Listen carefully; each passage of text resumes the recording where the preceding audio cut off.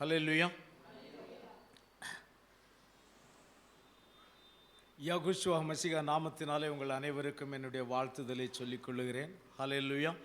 உங்கள் ஆத்துமா வாழ்வது போல நீங்கள் எல்லாவற்றிலும் வாழ்ந்து சுகமாய் இருப்பீர்களாக. இதுக்கு ஹல்லேலூயா இல்லையா? வசனத்தை சொல்லும் போது ஹல்லேலூயா. ஆமாம், எல்லாவற்றிலும் வாழ்ந்து என்ன செய்ய வேண்டும்? நாம சுகமாய் இருக்க வேண்டும், ஒன்றிலும் குறைவுபடாதவர்களாய். யாகுவா அப்படி நிச்சயமாக நம்மை செய்கிறார். ஹல்லேலூயா. அதற்காகத்தான் அவர் நம்மை அழைத்திருக்கிறார்.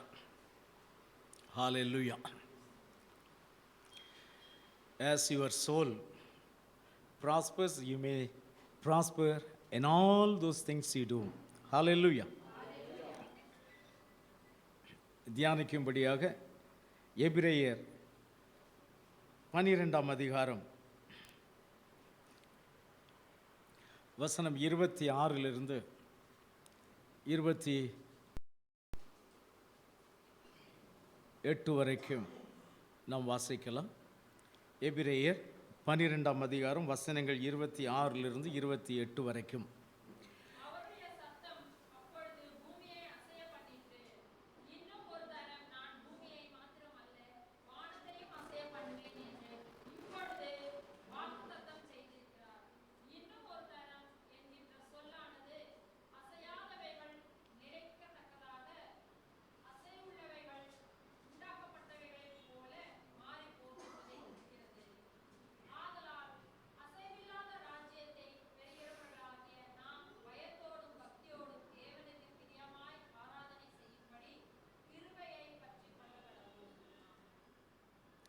நம்முடைய தேவன் பட்சிக்கிற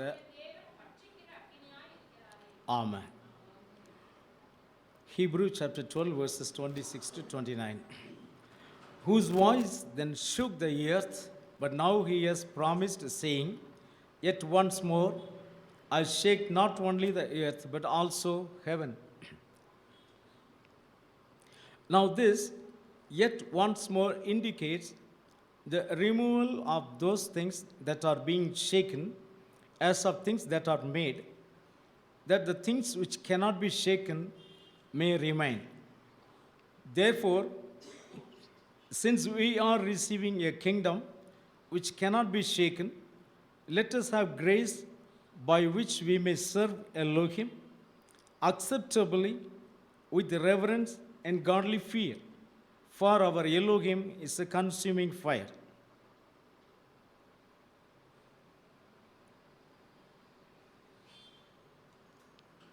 ஹல்லேலூயா. யாகுவா தாமே இந்த வார்த்தைகளை கொண்டு நம்மோடு கூட பேசுவாராக. அசைவில்லாத ராஜ்யத்தை பெறுகிறவர்களாகிய நாம், இன்றைக்கு நாம் பெற்றுக்கொண்டிருக்கிற ராஜ்யங்கள் அசை உள்ளவைகள். ஆனால் நமக்கு வாக்குத்தத்தம் பண்ணப்பட்டதோ அசைவில்லாத ராஜ்யம். The kingdom in which we are living in now is movable and it is shakeable. But the kingdom which is promised to us is immovable and it is unshakable, which remains for ever and ever. Hallelujah. So அசைவில்லாத ராஜ்யத்தை பெறக்கூடியத நாம் எப்படிப்பட்டவர்களாய் இருக்க வேண்டும் அல்லது என்ன செய்ய வேண்டும் என்று போதிக்கிறது. The people we who expect a kingdom which cannot be shaken, what we need to do and how we need to be is we will see later. 26 verse, அவருடைய சத்தம் அப்பொழுது பூமியை அசைய பண்ணிட்டு, இன்னும் ஒரு தடவை நான் பூமியை மாத்திரமல்ல வானத்தையும் அசைய பண்ணுவேன் என்று இப்பொழுது வாக்குத்தத்தம் செய்திருக்கிறார். ஹல்லேலூயா. அன்றைக்கு சீனாய் மலையிலே யாகுவா இஸ்ரவேல் ஜனங்களுக்கு வெளிப்படும் பொழுது அந்த காட்சி எப்படி இருந்தது என்று வேதம் சொல்லுகிறது. இந்த யாத்திராகமத்தின் புஸ்தகம் 19ஆம் அதிகாரம் 20ஆம் அதிகாரத்தில் அதை குறித்து நாம் வாசிக்கிறோம். Once before Yahuwah shook the world when he was speaking to the children of Yasharal, and how that scene was, it is mentioned in the book of Exodus chapter 19 and 20.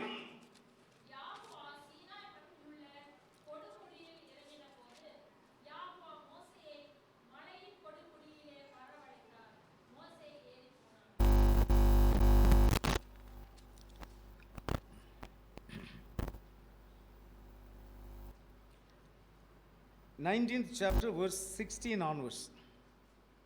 16ஆம் வசனத்திலிருந்து வாசி.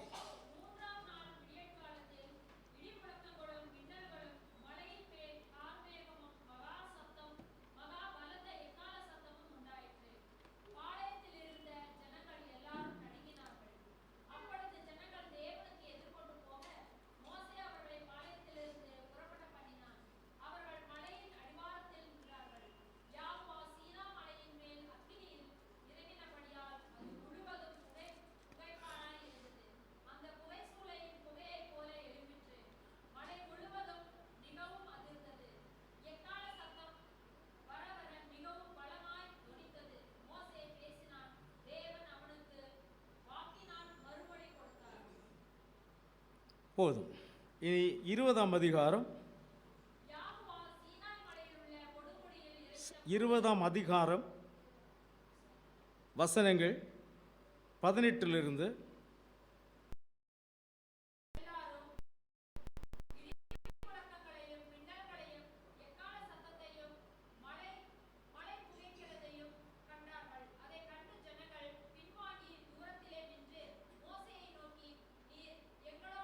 நீர் எங்களோட பேசும்,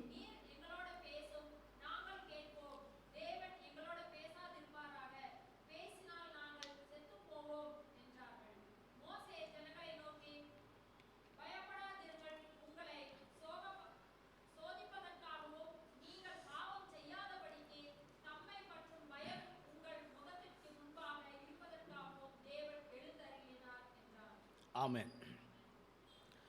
ஸோ ஒரு முறை தேவன் பூமியை அசைய பண்ணினார் என்று சொல்லும் பொழுது சீனாய் மலையின் மேல் இறங்கி அவர் பூமியை அசைய பண்ணினார். எப்பொழுது இந்த சம்பவம் நடந்தது, எப்பொழுது யாகுவா இந்த பூமியை அசைய பண்ணினார் என்று நாம் வாசிப்போமானால்,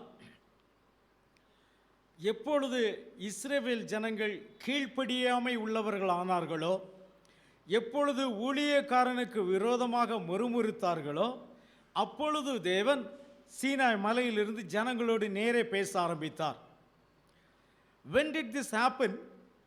When the children of Yasharal murmured against Yahuwah and his servant, it is that time Yahuwah said, gather all your people together and I will speak to you before in front of this people.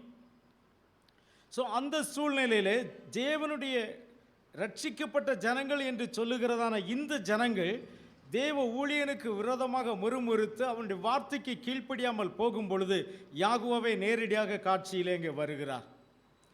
When the children of Yasharal murmured against the servant of Yahuwah, then Yahuwah himself is coming into the scene to deal with the people directly. So how it was is being explained here. So then it came to pass on the third day in the morning that there were thunderings and lightnings and a thick cloud on the mountain, and the sound of the trumpet was so loud so that all people who were in the camp trembled.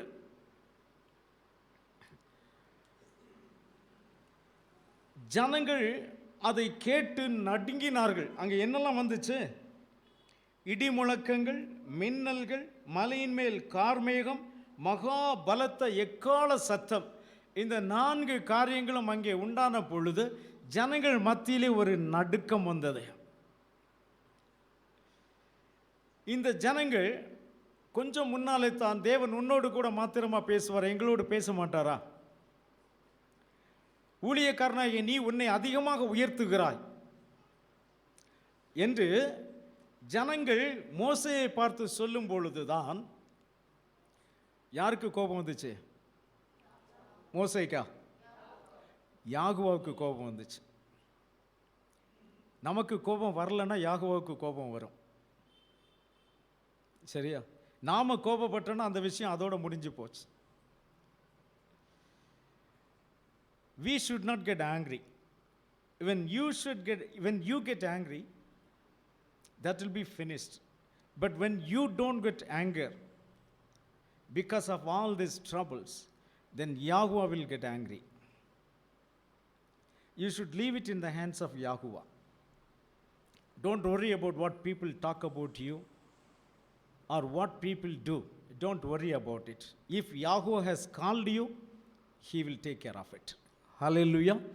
ஜனங்கள் உன்னை குறித்து என்ன பேசுகிறார்கள், ஜனங்கள் என்ன செய்கிறார்கள் என்பதை குறித்து நீ கோபப்படக்கூடாது, நீ எரிச்சல் அடையக்கூடாது. உன்னை அழைத்தவர் யாகுவாவென்றால் நீ அவர் கையில் இதை விட்டுவிடு, அவர் அதை பார்த்துக் கொள்வார். எத்தனை பேர் இதை விசுவாசிக்கிறீங்க? ஆனால் நாம் என்ன செய்கிறோம்? நியாய தீர்ப்புகளை நாம் நம்முடைய கையில் எடுத்து விடுகிறோம்.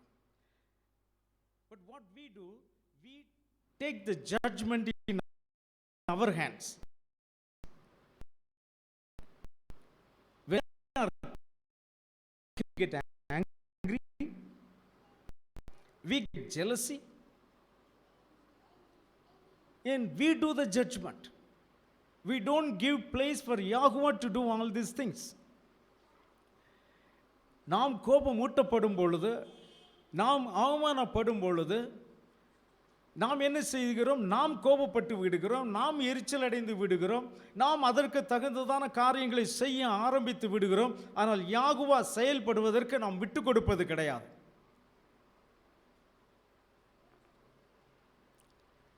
அதை நாம் விட்டு கொடுத்து விட வேண்டும். யாகுவாவுடைய கையிலே விட்டு கொடுத்து விட வேண்டும். யாகுவா பார்த்து கொள்ளட்டும். என்னை அழைத்தவர் யாகுவா.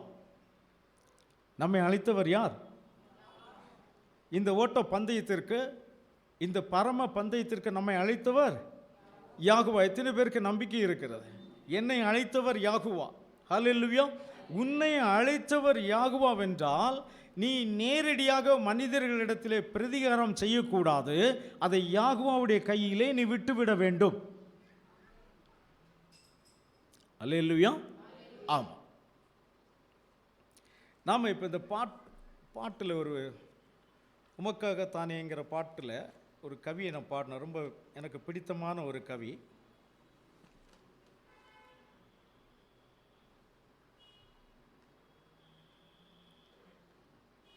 எனது ஜீவனை மதிக்கவில்லை, ஒரு பொருட்டாய் நான் கணிக்கவில்லை, எல்லாருக்கும் நான் எல்லாம் ஆனேன், அனைவருக்கும் நான் அடிமையானேன். ஊழியத்திற்குன்னு நீங்கள் வந்துட்டீங்க, அல்லது இந்த விசுவாச வாழ்க்கைக்கு நீங்கள் வந்துட்டீங்கன்னா நீங்கள் எல்லாருக்கும் எஜமானனாக இருக்க நினைக்கக்கூடாது. எல்லாருக்கும் என்னவா இருக்க நினைக்கணுமா? அடிமையாக இருக்க நினைக்க வேண்டும். எந்த ஒரு மனிதனுக்கு அப்படிப்பட்ட ஒரு மனப்பான்மை இருக்கிறதோ அவனை யார் உயர்த்துவார்? யாகுவா தாமே உயர்த்துவார். ஹல்லேலூயா. When you come into such a circumstances of mockery, criticism and accusations, you should not react to it, but submit yourselves in the hands of Yahuwah who called you. Then what will do? Yahuwah will start acting upon it in the right way. நாம் இப்படிப்பட்ட சூழ்நிலையிலே யாகுவாவின் கையில் அதை ஒப்பு கொடுத்து விடுவோமானால் யாகுவா அங்கே செயல்பட ஆரம்பிப்பார். And you need to become like a slave in that area.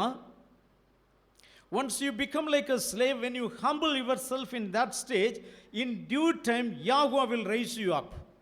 Hallelujah. நீ யாகுவாவின் கையிலே உங்களை ஒப்பு கொடுத்து விட்டு, ஸோ என்னை யாரும் மதிக்கவில்லை, என்னை யாரும் கேட்கவில்லை என்று நீங்கள் யாரிடத்திலும் போய் புலம்பக்கூடாது. நீங்கள் புலம்பக்கூடிய ஒரே இடம் எங்கே? யாகுவாவுடைய சமூகத்திலே. யாகுவா தான் உங்களை சரியாக பார்க்கிறவர். அப்போ யாகோவுடைய சமூகத்தில் அதை நீங்கள் ஒப்பு கொடுக்கும் பொழுது, நீங்கள் உங்களை யாகோவுடைய சமூகத்தில் நீங்கள் தாழ்த்தும் பொழுது, ஏற்ற வேளையிலே யாகோவா உங்களை உயர்த்துவார். யாகோவா உங்களை உயர்த்தும் பொழுது யாரும் அதை தடை செய்ய முடியாது. Hallelujah. When you humble yourself into the hands of Yahuwah, when you surrender yourself completely into the hands of Yahuwah, then in due time Yahuwah will do the justice and Yahuwah will raise you up. And when Yahuwah raises you up, no one can stop you. No one can stop you. Hallelujah. That is the calling we have. ஆனால் இங்கே தேவனுடைய மனிதனுக்கு விரோதமாக ஜனங்கள் முறுமுறுக்க ஆரம்பிக்கும் பொழுது, தேவனுடைய ஊழியக்காரன் மேல் அவர்களுக்கு பயம் இல்லாமல் போகும் பொழுது, யாகுவா தாமே காட்சியில் இறங்கி நேரடியாக பேச வருகிறார். ஜனங்கள் சொல்வதை நீங்கள் கேட்டிருப்பீர்கள்.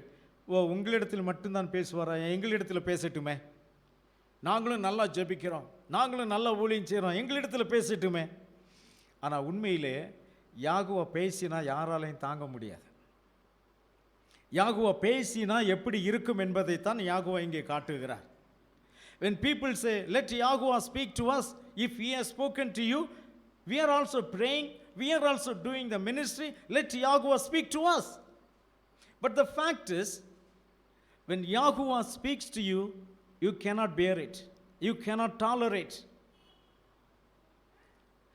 அப்படி பேசும் பொழுது ஜனங்கள் என்ன சொல்லுகிறார் என்று பாருங்கள். Exodus chapter 20 verses 18 and 19 and 20.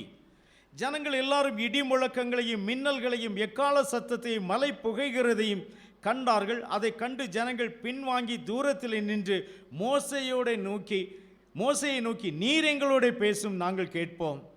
தேவன் எங்களோட பேசாது இருப்பாராக, பேசினால் நாங்கள் செத்து போவோம் என்றார்கள். மோசே ஜனங்களை நோக்கி, பயப்படாதிருங்கள், உங்களை சோதிப்பதற்காகவும் நீங்கள் பாவம் செய்யாதபடிக்கு தம்மை பற்றும் பயம் உங்கள் முகத்திற்கு முன்பாக இருப்பதற்காகவும் தேவன் எழுந்தருளினார். இந்த ஜனங்கள் தேவன் உன்னோடு கூட மட்டும்தான் பேசுவாரா என்று கேட்டார்களோ, அந்த ஜனங்களை இப்பொழுது என்ன சொல்லுகிறார்கள்? தேவன் எங்களோடு பேச வேண்டாம், நீர் எங்களோடு பேசும், அது போதும். So the same people who said, will not Yahuwah speak to us, are coming and saying, let Yahuwah speak to you, and you speak to us, we will listen to you. So people could not tolerate that scene. So Yahuwah shook the world once. Yahuwah ஒரு முறை பூமியை அசைய பண்ணினார். அவர் இந்த பூமியில் இறங்கி ஜனங்களோடு பேச ஆரம்பிக்கும் பொழுது பூமி அதிர்ந்தது. எக்கால சத்தம் மிகவும் பலமாய் தொனித்தது, இடி முழக்கங்கள் பலமாய் வந்தது, மின்னல்கள், பூமி அதிர்ச்சிகள் எல்லாம் வந்தது. மலை முழுவதும் மிகவும் அதிர்ந்தது என்று சொல்லுகிறார். So that scene was so terrible. So people could not bear it. People started trembling. ஜனங்களால் அதை தாங்கிக் கொள்ள முடியவில்லை, ஜனங்கள் நடுங்கினார்கள். So he shook the earth once.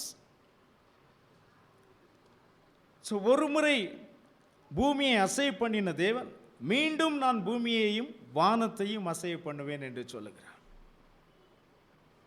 So once he shook the earth, has declared, yet once again, once more I will shake the earth as well as the heaven. இன்னும் அடுத்த முறையும் இந்த பூமியையும் இந்த வானத்தையும் அல்லது வானங்களையும் நான் அசைய பண்ணுவேன் என்று சொல்லுகிறார். ஸோ யாகுஷுவா மசிகா அவர் இந்த பூமியிலே வந்த பொழுது அப்பொழுதும் பூமி அதிர்ந்தது. அவர் கல்வாரி சிலுவையிலே தன்னுடைய ஜீவனை விடும் பொழுது பூமி அதிர்ந்தது. When Yahushua Mashiach was upon this earth, when he gave up his ghost at the cross of Calvary, even then that earth shook once more. So that earth has shaken. Now he said he will shake the heaven also. So அன்றைக்கு அவர் பூமியை அசைய பண்ணினார், ஆனால் வானங்களையும் நான் அசைய பண்ணுவேன் என்று சொல்லுகிறார்.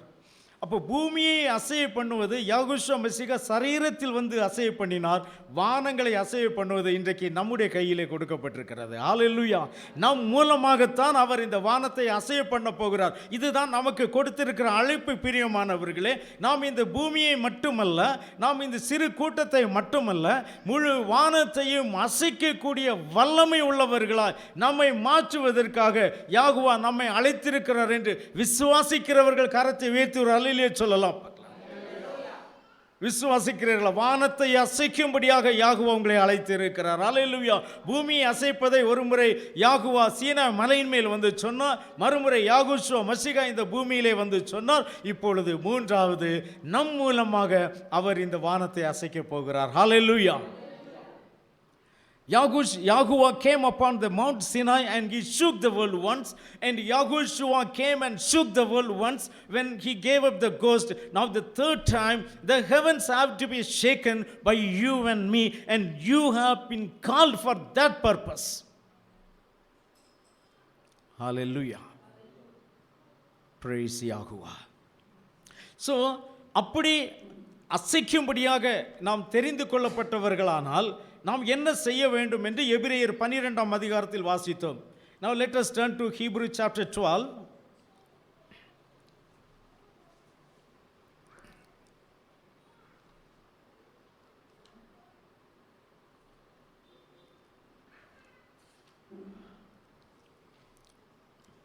அந்த கடைசி 27 and 28.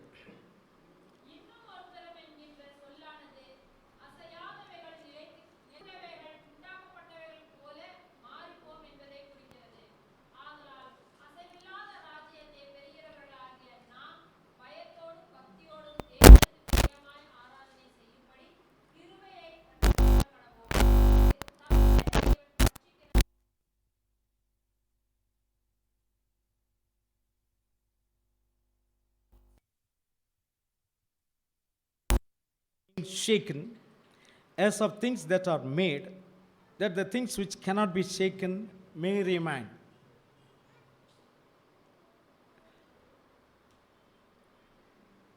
நாம் இப்பொழுது வாழ்ந்து கொண்டிருக்கிறதான இந்த உலகம் அசைவுள்ள ராஜ்யம். அசைவுள்ள ராஜ்யம் என்று சொல்லப்படும் பொழுது அது உண்டாக்கப்பட்டதான ராஜ்யம். என்ன சொல்லுகிறது?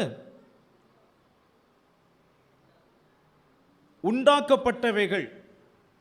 ஸோ உண்டாக்கப்பட்டவைகள் என்று சொன்னால் இது தேவனால் உண்டாக்கப்பட்டவைகள் அல்ல, மனுஷனால் உண்டாக்கப்பட்டவைகள். இதை எதை குறித்து பேசுகிறது என்று சொன்னால் இது ராஜ்யத்தை குறித்து பேசுகிறது.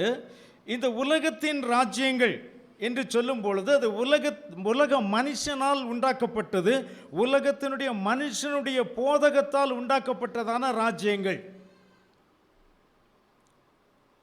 இன்றைக்கு ஜனங்களை வஞ்சித்து கொண்டிருக்கிறதான இந்த உலக போதனைகள், மனுஷ போதனைகள், அவைகளால் உண்டாக்கப்பட்ட ராஜ்யங்கள் உண்மையாகவே தேவனால் உண்டாக்கப்பட்டவைகள் அல்ல, அவைகள் மனுஷனால் உண்டாக்கப்பட்டவைகள்.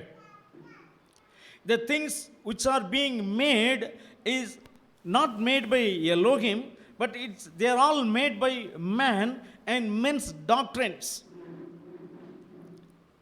So all the things which are made will be shaken. Shaken means what? Will be completely removed, completely destroyed. தானியேலின் புஸ்தகம் 2ஆம் அதிகாரம் 44ஆம் வசனம். The book of Daniel chapter 2 verse 44. வாசிங்க எடுத்தவங்க சீக்கிரமா. தானியேல் 2:44.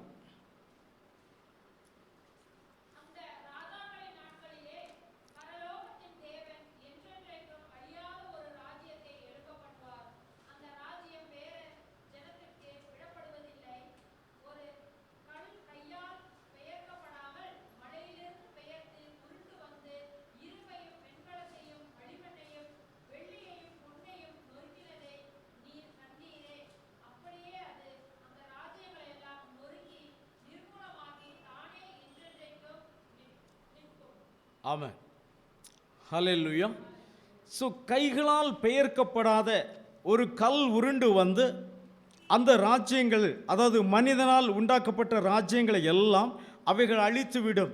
இன்றைக்கு கட்டப்பட்டிருக்கிற ராஜ்யங்கள் எல்லாம் மனிதனுடைய போதனையினால் கட்டப்பட்டிருக்கிறது. ஆனால் யாகுவா ஒரு ராஜ்யத்தை உண்டாக்கப் போகிறார். அந்த ராஜ்யம் கைகளினால் உண்டாக்கப்பட்டதல்ல, அது தேவனால் உண்டாக்கப்பட்டது. ஹல்லேலூயா. தேவன் எப்படி உலகத்தையும் உலகத்தில் உள்ள காரியங்களையும் உண்டாக்கினார்? கைகளினால், வார்த்தையினால் உண்டாக்கினார். ஹல்லேலூயா. A kingdom is going to come which is not made up of hands, which will destroy all the kingdoms which are made by hands, so which are made by man. Now that kingdom which Yahuwah, when he created everything upon this earth, he created everything with his word. But the man created everything with a perverted word. This is a man's doctrine. தேவன் சகலத்தையும் தம்முடைய வார்த்தையினால் உண்டாக்கினார்.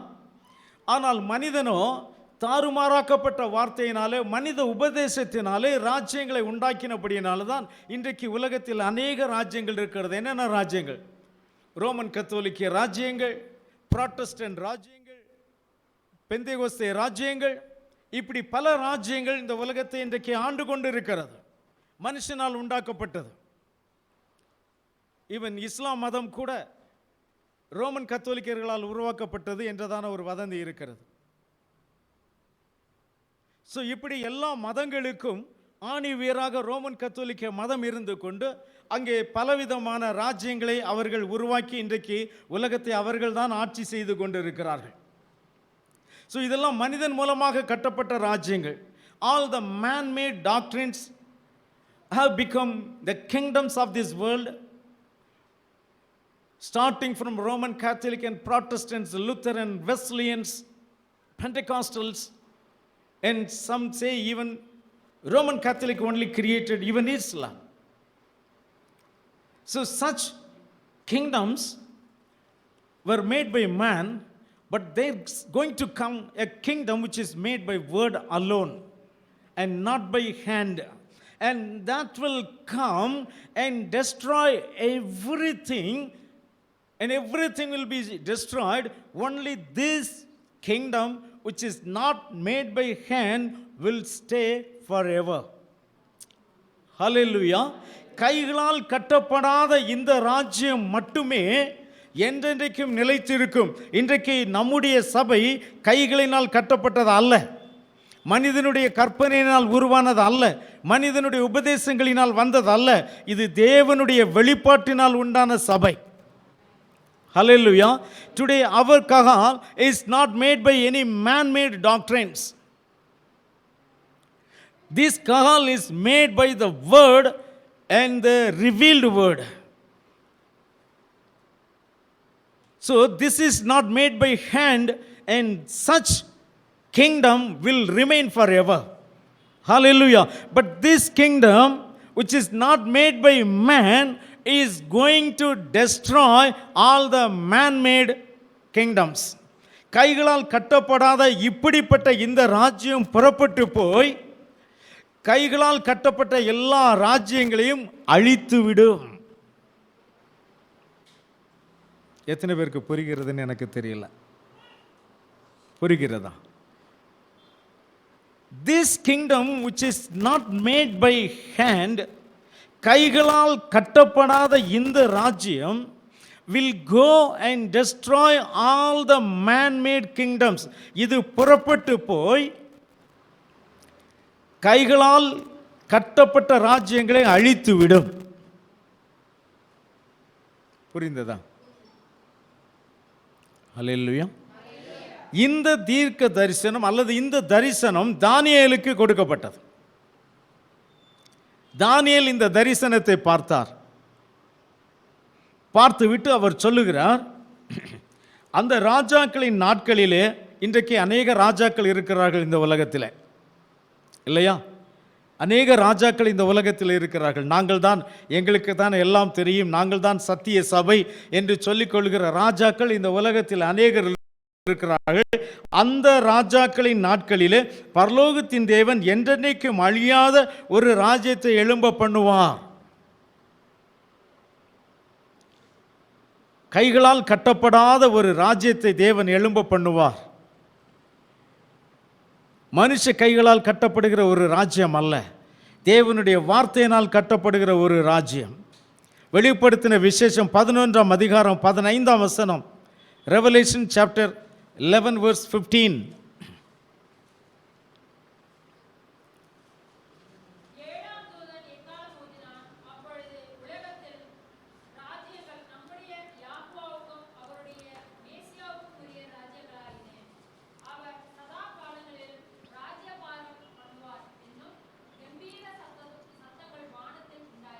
ஆமென். ஏழாம் தூதன் எக்காலம் ஊதினான்.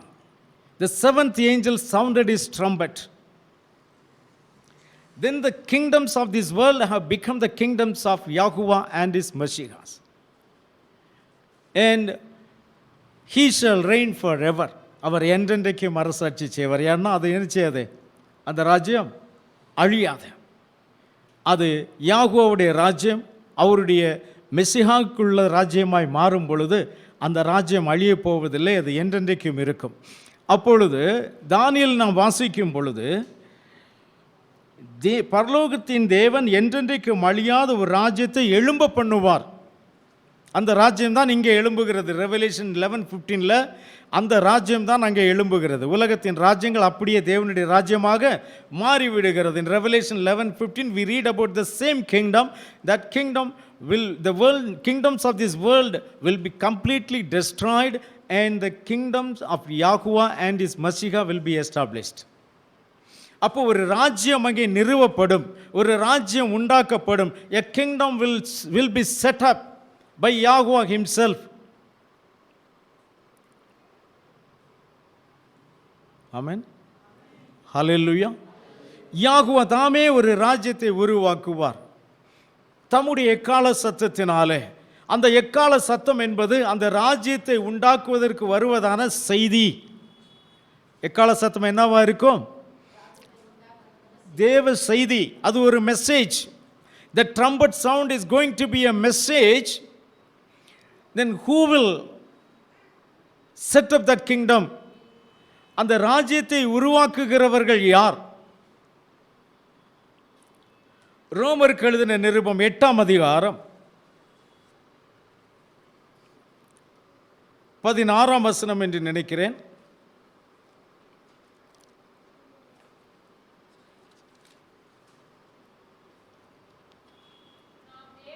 பதினேழாம் வசனம். சுதந்திரரும் ஆமே.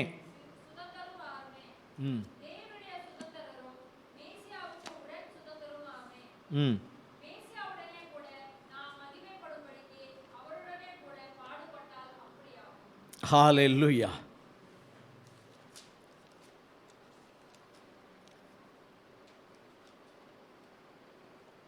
And if children, then heirs of Elohim and joint heirs with Messiah, if indeed we suffer with him, that we may also be glorified together. அப்போ தேவனுடைய ராஜ்யம் உண்டாக்கப்படும் என்று பார்த்தோம். அப்போ தேவனுடைய ராஜ்யம் எப்படி உண்டாக்கப்பட போகிறது? We saw the kingdom of heaven will be set up. The kingdom of Elohim will be set up. In Daniel we read that. தானியேலில் தேவனுடைய ராஜ்யம் உண்டாக்கப்படும் என்று பார்த்தோம். அப்போ தேவனுடைய ராஜ்யம் உண்டாக்கப்பட வேண்டுமானால், நாம் அங்கே அரசாளுகிறவர்களாய் மாற வேண்டுமானால், நாம் மசீகாவோடு கூட பாடுபடுகிறவர்களாய் காணப்பட வேண்டும். மசீகாவோடு என்ன செய்ய வேண்டும்? மேசியாவோடு பாடுபடுகிறவர்களாய் நாம் காணப்பட வேண்டும். If the kingdom has to be set up, who is setting up the kingdom? It is Messiah. He is setting up the kingdom. மேசியா அந்த ராஜ்யத்தை உருவாக்குகிறார். மேசியா அந்த ராஜ்யத்தை உருவாக்குகிறவரானால் நாம் என்ன செய்ய வேண்டுமாம்? அவரோடு கூட பாடுபட வேண்டுமாம். If Messiah is establishing the kingdom, setting up the kingdom, then we need to suffer with him.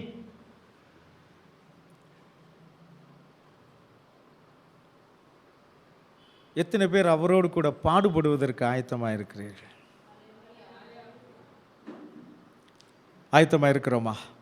உண்மையாகவே அவரோடு கூட பாடுபடுகிறோமா? நாம் இப்போ என்ன பாடுகளை நாம் பட்டு இருக்கிறோம்? அவருடைய ராஜ்யம் வருவதற்காக நாம் பட்ட பாடுகள் என்ன?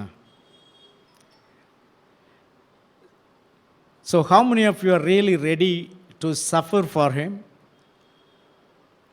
Suffer with him.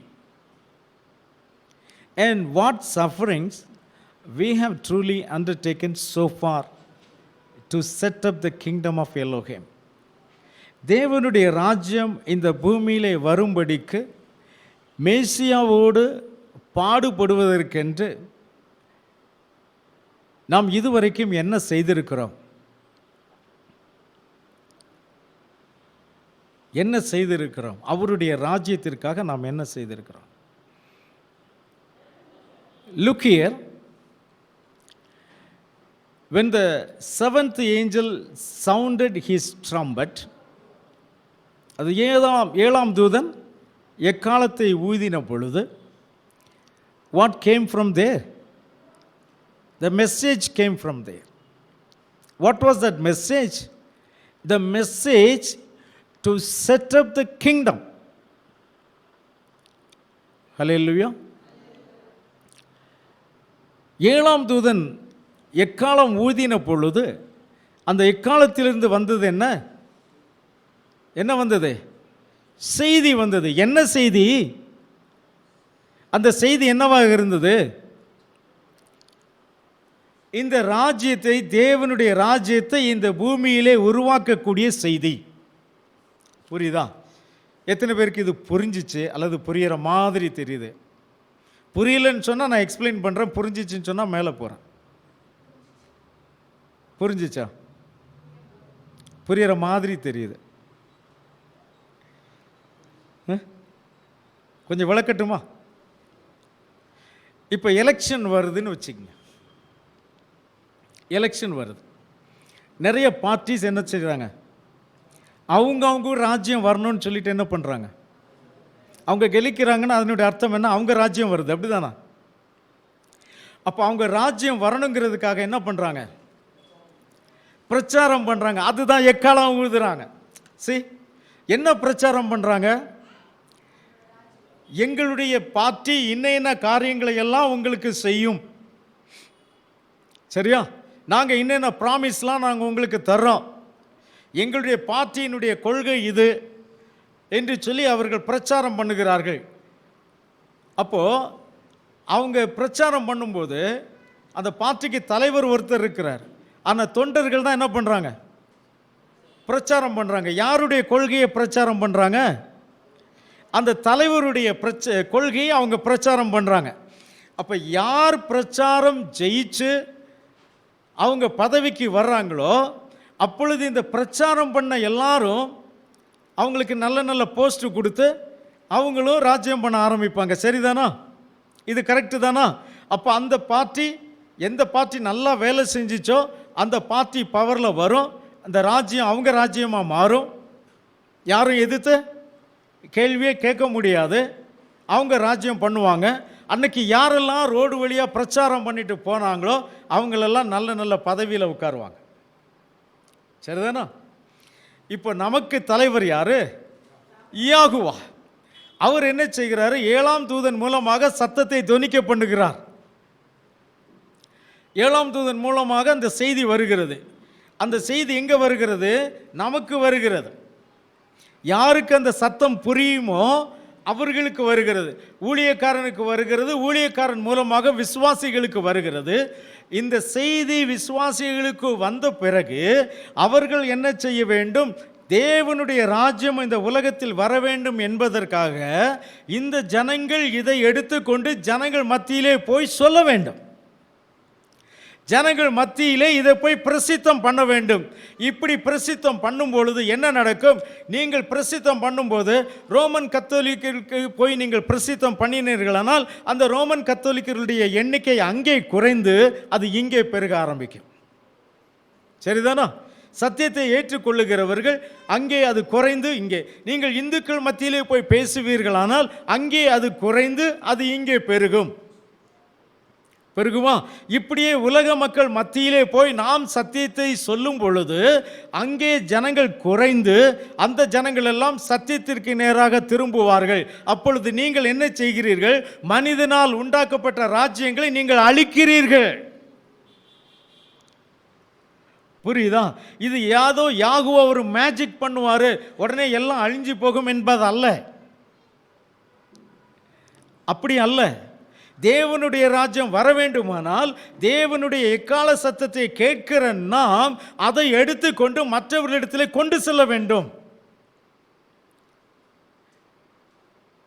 இப்போ ஒவ்வொரு கட்சிகளும் பிரச்சாரம் பண்றதை பாருங்க, நம்ப தகுந்த மாதிரி பண்றாங்க இல்லை உண்மையா சொல்லி பண்றாங்க இல்லை. ஆனால் நாம் என்ன செய்ய போகிறோம்? உண்மையை சொல்லி பேச போகிறோம். ஹல்லேலூயா! அதுதான் கைகளால் கட்டப்படாத ராஜ்யம் என்பது தேவனுடைய வார்த்தை தான். வானமும் பூமியும் ஒழிந்து போகும், என் வார்த்தையோ ஒழிந்து போவதில்லை. வார்த்தையின் ஒரு உறுப்பு கூட ஒழிந்து போவதில்லை. ஏன்னா அது என்றென்றைக்கு நிற்கும். அதுதான் அசையாத ராஜ்யம். அசையாத ராஜ்யம் என்ன? தேவனுடைய வார்த்தை.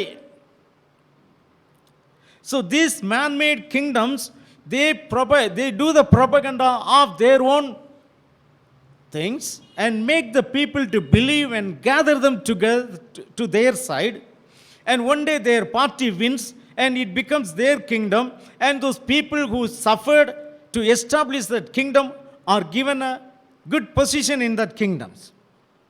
But for us, there is a kingdom which is not made by hand, but it is made by Yahuwah himself.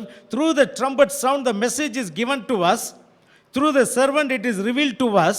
Then we carry that message and go to the streets and go and preach to the people.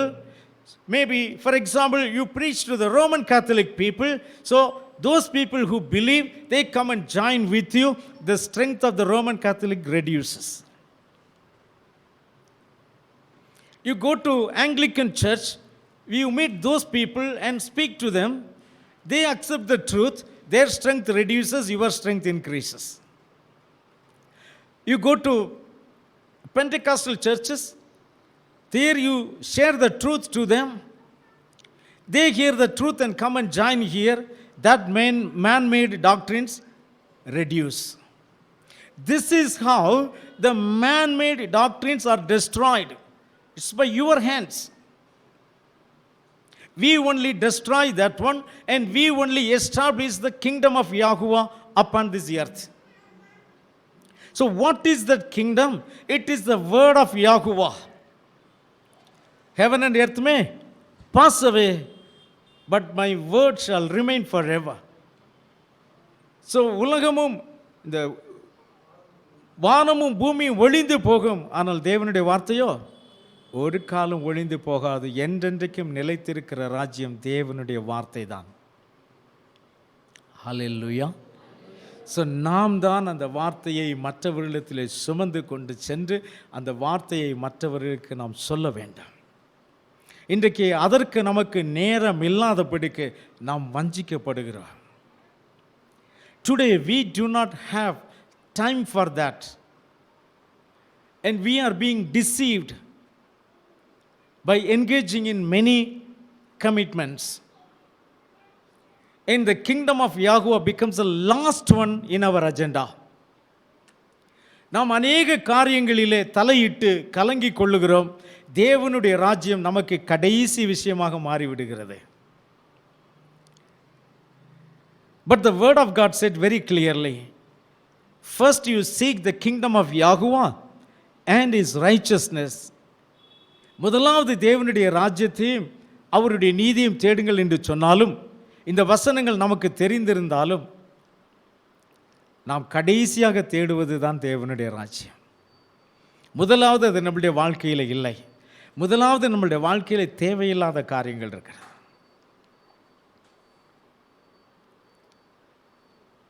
This is not the priority for us. This is the last thing we have, to seek the kingdom of Yahuwah.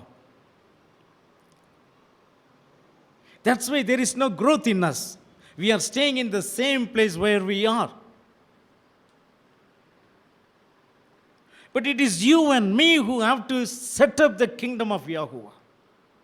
That's a responsibility is given to you, and we are inactive. தேவனுடைய ராஜ்யத்தை ஸ்தாபிப்பதற்கென்று நாம் அழைக்கப்பட்டவர்கள். ஆனால் நாம் அதை செய்யாதபடிக்கு நாம் நம்முடைய சொந்த காரியங்களுக்கு முதலிடம் கொடுத்துவிட்டு தேவனுடைய ராஜ்யம் நம்முடைய வாழ்க்கையிலே கடைசியாக இருக்கிறது. நான் சொல்வது உண்மையா இல்லையா? Is it true R not? நாம் எல்லாரும் தேவனுடைய ராஜ்யத்தையா முதலில் கொண்டு வருகிறோம்? Are we bringing the kingdom of Yahuwah as our priority in the first place? No.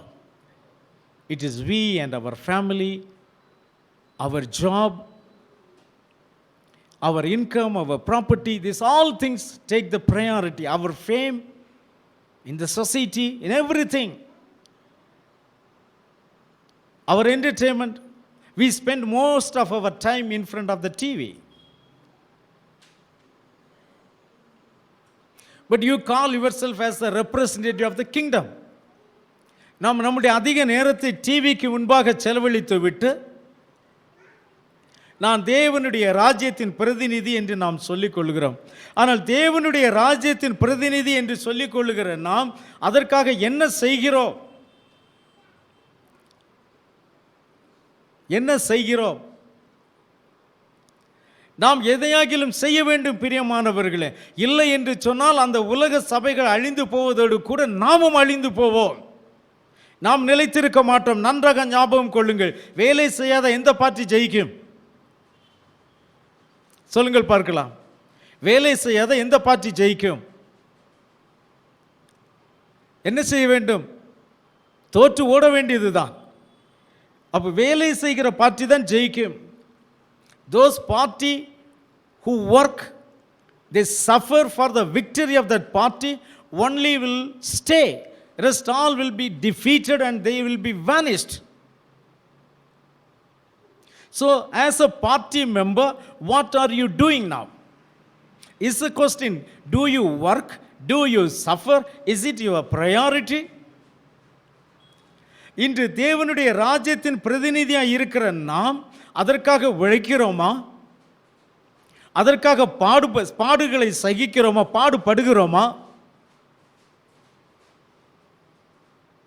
என்ன செய்து கொண்டு இருக்கிறோம்? அது நம்முடைய வாழ்க்கையிலே முதன்மையான காரியமாக இருக்கிறதா? முதலாவது நான் தேவனுடைய ராஜ்யத்துக்கு தான் நான் எங்கே இருக்கிறோம்? நாம் முதலாவது நம்முடைய வாழ்க்கையிலே வருவது என்ன? நம்ம கூட்டத்தில் எத்தனை பேர் இருக்கிறீங்க சீரியல் பார்க்காம உங்களால் தூங்கவே முடியாதுன்னு சொல்கிறோம்? உண்மையாக இருந்தால் கை தூக்குங்க பார்க்கலாம். தைரியம் இருந்தால் கை தூக்குங்க. எஸ். சீரியல் பார்க்காம இருந்தால் தூங்கவே முடியாதா? கையை கீழே போடுங்க. நீங்கள் இல்லை. இருக்கிறீங்களா? இருக்கிறீங்களா? இருக்கிறீங்க. சீரியல் பார்க்கலன்னா தூங்க முடியாது. நீங்கள்லாம் என்னத்தை செய்கிறீங்க தேவனுடைய ராஜ்யத்திற்கு என்று சொல்லுங்க பார்க்கலாம். நீங்கள் தேவனுடைய ராஜ்யத்துக்கு அல்ல, பிசாசின் ராஜ்யத்துக்கு நீங்கள் ஊழியம் செய்து கொண்டு இருக்கிறீர்கள். இப்போ லேடிஸ் வீட்டில் டிவியில் பார்க்குறாங்க, ஜென்ட்ஸ் என்ன செய்கிறீங்க? ஸோ ஜென்ட்ஸ் ரொம்ப யோக்கியம் மாதிரி உட்காந்துட்டு இருக்கிறீங்க. சொல்லுங்க பார்க்கலாம். நாங்கள் மொபைலில் பிக்சரே பார்க்கறதில்ல, அல்ல தேவையில்லாத காரியங்களை பார்க்கறதில்ல. யோசிக்கிறீங்களா? நான் இந்த உலகத்துக்குரியவன் அல்ல, நான் பரலோக ராஜ்யத்துக்குரியவன். நான் இந்த உலகத்தின் காரியங்களில் நான் ஈடுபட மாட்டேன், நான் பரலோக காரியத்தில் தான் ஈடுபடுவேன் என்று இன்றைக்காகிலும் தீர்மானம் எடுப்பீர்களா? இன்றைக்காகிலும் தீர்மானம் எடுத்து அடுத்த வாரம் வந்து சாட்சி சொல்வீர்களா? நான் உண்மையாகவே தீர்மானம் எடுத்து நான் நிலைத்திருக்க தேவன் எனக்கு உதவி செய்தார், இதோ தேவனுடைய ராஜ்யத்திற்காக நான் செய்த காரியங்கள் இதெல்லாம் என்று சொல்லி வந்து சாட்சி சொல்வீர்களா?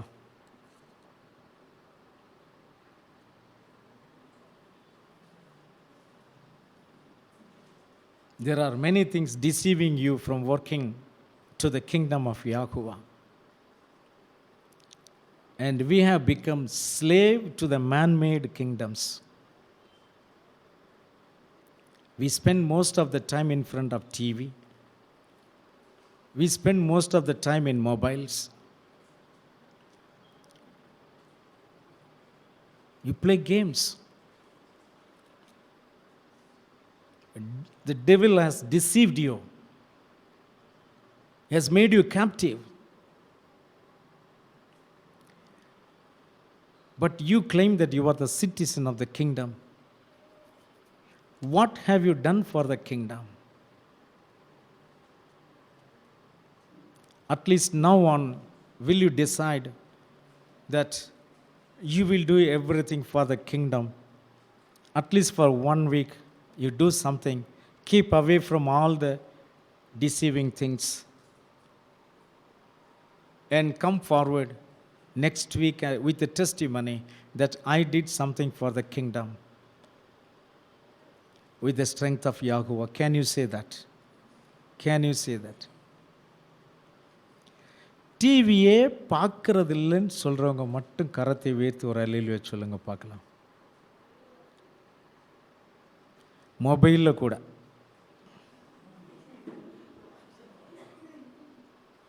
What a shame it is.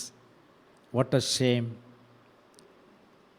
How can we call ourselves as a special people, as the citizens? How can we call ourselves?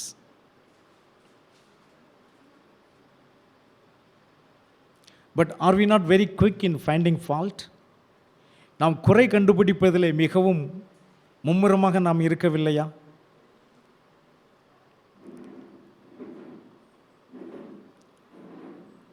அது ஊழியக்காரனாக இருந்தால் கூட பரவாயில்ல. ஊழியக்காரன் மேலேயும் குறை கண்டுபிடிப்பதற்கு நாம் எல்லாரும் உற்சாகம் உள்ளவர்களாக இருக்கிறோம்.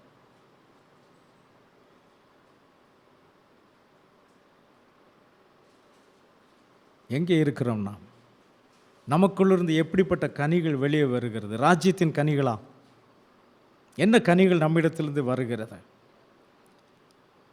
இன்றைக்கு யாகுவா நம்மோடு கூட பேசியிருப்பாரானால் இப்பொழுது ஒப்பு கொடுக்க ஆயத்தமாக இருக்கிறீர்களா? ஒப்பு கொடுக்க விரும்பாதவர்களை கட்டாயப்படுத்தவில்லை நான்.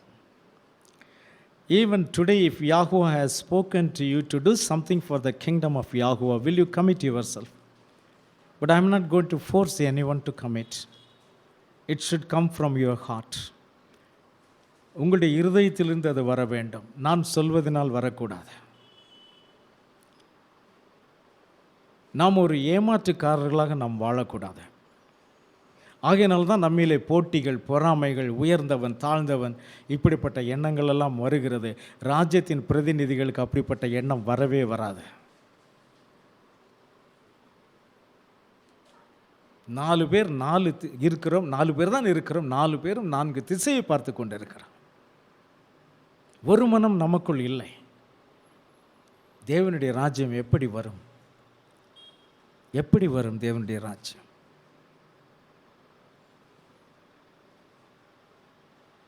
இப்படியே போய்கொண்டு இருக்காத அருமையான தேவ பிள்ளைகளே, உங்களுக்கு ஒரு எச்சரிக்கையை நான் சொல்ல விரும்புகிறேன்.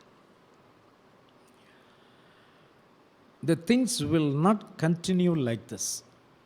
We should not take it for granted. Okay, there is no other way. Yahuwah has no other way. He has to bear us and he will take us forward. யாகுவாவுக்கு வேறு வழியே இல்லை, நம்மளை சகிச்சு தான் ஆகணும், நம்மளை கொண்டு தான் போய் கொண்டு இருப்பார் என்று சொல்லி நீங்கள் நினைக்கக்கூடாது. For that I will give one example. The children of Yashrael, when they left Egypt, they left with the blood sign, they left with faith. On the way they were immersed through the Red Sea. They saw so many wonders and the miracles from Yahuwah. And in the wilderness they were fed by heavenly manna. Okay. Yahuwah made water to come out of rock. They were all enjoying that thing and they were going. But what happened on the way? because they murmured against the servant of Yahuwah, everybody's body fell in the wilderness.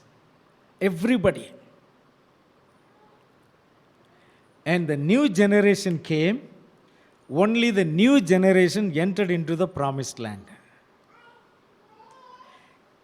In the old generation, how many entered? Only two. Only two from the old generation entered. That is Joshua and Caleb. Only these two people entered from the old generation. Rest all died in the wilderness. Because they were like us. They were like us. They were taking the things easy.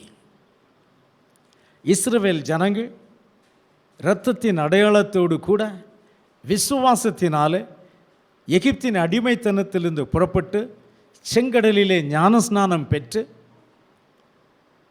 அநேக அற்புதங்களையும் அதிசயங்களையும் வனாந்தரத்திலே அவர்கள் கண்டு வானத்தின் மன்னாவினாலே போஷிக்கப்பட்டு கன்மலையிலிருந்து வந்த தண்ணீராலே அவர்கள் தாகம் தீர்க்கப்பட்டு அவர்கள் பகலிலே மேக ஸ்தம்பத்தினாலும் இரவிலே அக்கினி ஸ்தம்பத்தினாலும் வழிநடத்தப்பட்ட பொழுது கூட அவர்கள் தேவனுக்கும் தேவனுடைய ஊழியக்காரனுக்கும் விரோதமாக முறுமுறுத்து அவர்கள் செய்தபடியினாலே 40 வருஷம் அந்த வனாந்தரத்திலே அவர்கள் அலைந்து திரிய வேண்டியதாக இருந்தது.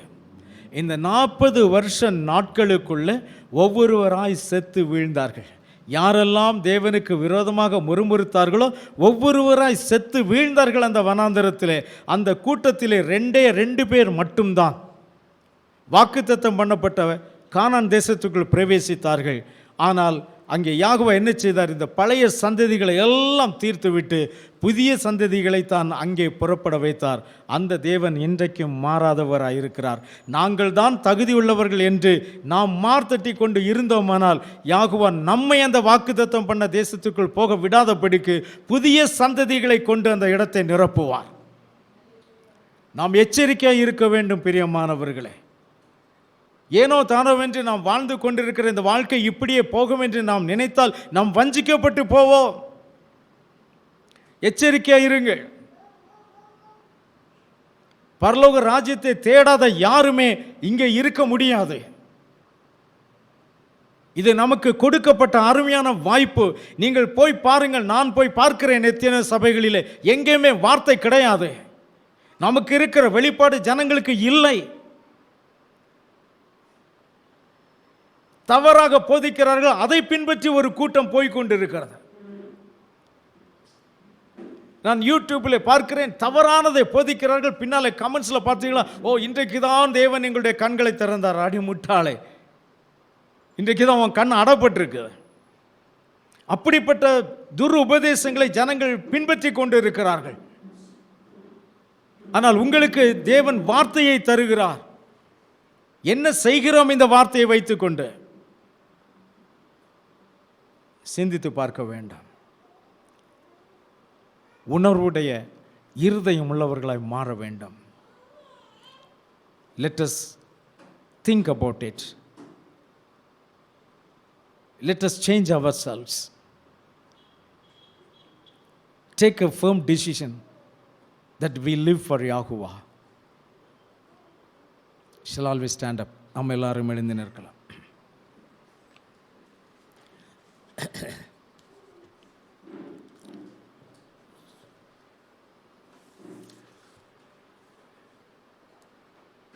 Let us speak in our heart to Yahuwah with those words which Yahuwah has spoken to us.